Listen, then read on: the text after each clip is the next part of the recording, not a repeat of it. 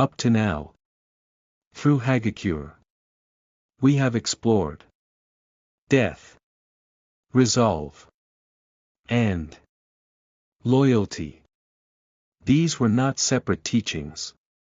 All of them were pointing to a single place. That place was a life that ends without breaking.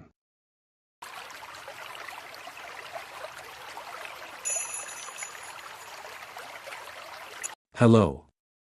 My name is Mayumi Kagura. Through Japanese culture and spirituality, I explore wisdom for living fully, without breaking. On this channel, through Zen, Ikigai, Inori, and Kodadama, I share the structures of life that Japanese people have quietly passed down. Today, in this final episode of the Hagakure series, I would like to bring everything together and reflect on what Hagakure was ultimately pointing toward. In Hagakure, the idea of ending safely does not mean a life without conflict, pain, or difficulty. It does not refer to a smooth or problem-free life. What Hagakure meant by ending safely was this: that the form of one's way of living does not collapse. That death, spoken of in Hagakure, was a way to keep life from becoming careless. Resolve meant not prolonging hesitation. Loyalty meant not betraying one's own life. These were not separate ideas. They formed a single line.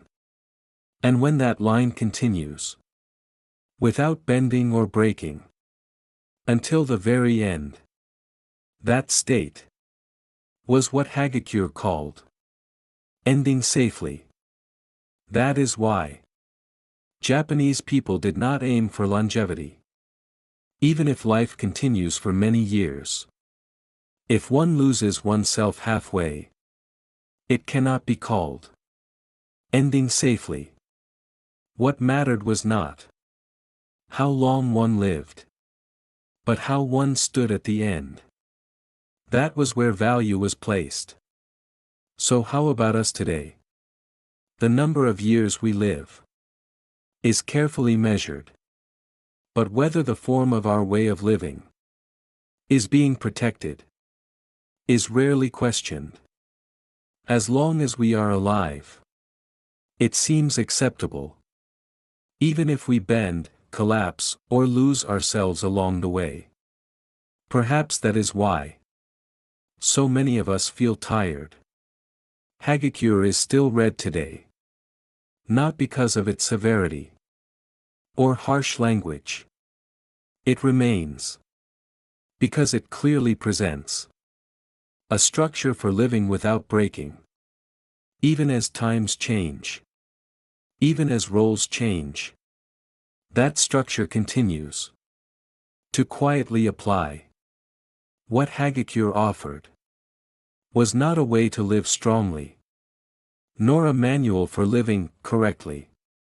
It was wisdom for preserving life until the very end, without forcing oneself, without running away, without betrayal, to carry one's own life in one's own form until the end.